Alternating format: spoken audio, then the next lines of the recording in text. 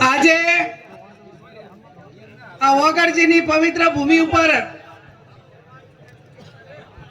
બનાસકાંઠા, પાટણ, વાવ, થરાદ એમ કુલ મળીને 27 તાલુકાના ઠાકોર સમાજનું બંધારણ આજે આપણે સામાજિક રીતે મૂકી રહ્યા છીએ ત્યારે સ્ટેજ પર બિરાજમાન સૌ સ્ટેજ પર બિરાજમાન રાજકીય આગેવાનો, મહાનુભાવો, સંતગણ, સમસ્ત ઉત્તર ગુજરાતમાંથી પધારેલા ઠાકોર સમાજના સૌ વરિષ્ઠ આગેવાનો, જ્યારે પણ જરૂર પડે છે ત્યારે સમાજમાં દાન આપનાર તમામ દાતાઓ, આપ સૌ વડીલો, યુવાન ભાઈઓ, બહેનો અને પત્રકાર મિત્રો,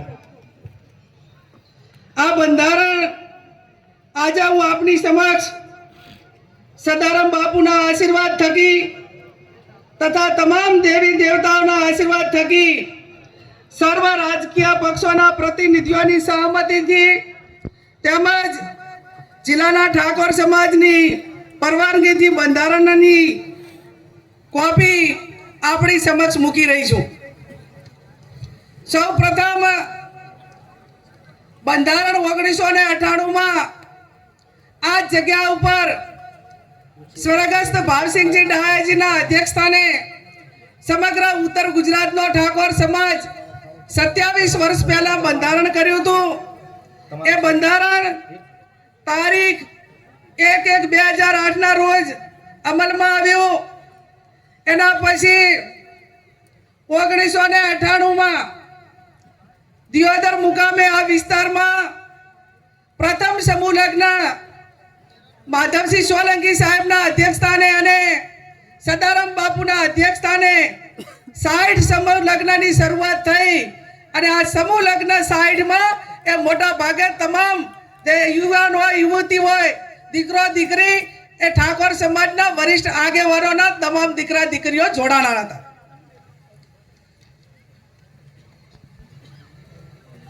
ત્યારબાદ તારીખ 5/10/2008 રોજ ખોડિયાલ મુકામે, વરણા મુકામે માં ખોડિયાલના ધામમાં આ બંધારણ માટે ફરી વખત પ્રયત્નો કરી અને સમાજના તમામ આગેવાનોએ આ વાતને આગળ વધારવા માટેનો પ્રયત્ન કર્યો હતો.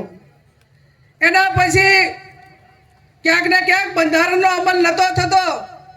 એટલા માટે કરીને ગઈ તારીખ 26/11/2025 અને લાભ પાંચમના દિવસે દિયોદર મુકામે ઠાકોર સમાજના સર્વપક્ષીય આગેવાનોની હાજરીમાં નવા વર્ષનું સ્નેહ મિલન યોજાયું.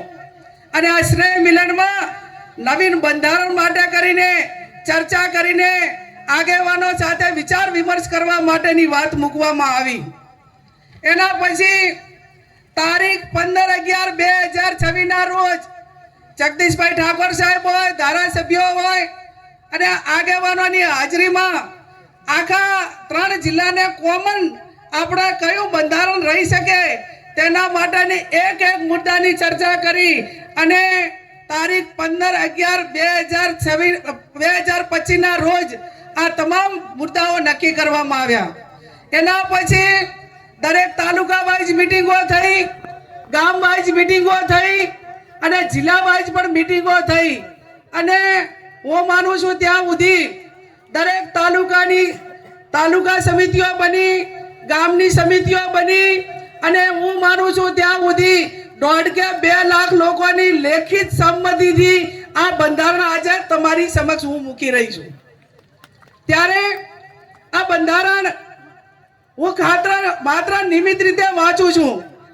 આ બંધારણ સંતોના આશીર્વાદ, સમાજના તમામ પક્ષના આગેવાનોની મહેનતથી અને આજે સ્ટેજ ઉપર બેઠેલા તમામ આપણા મહાનુભાવોના માર્ગદર્શનથી આ જ્યારે બંધારણ થઈ રહ્યું છે ત્યારે આ બંધારણ કોઈ વ્યક્તિ નથી અમલમાં મૂકવાની, આ તમામ સમાજ મૂકવાનો છે. અને આ બંધારણ એ કોની સાક્ષીમાં આજે અમલમાં આવી રહ્યું છે? અહીંયા સદારામ બાપુ અને ઓગણજીનો ફોટો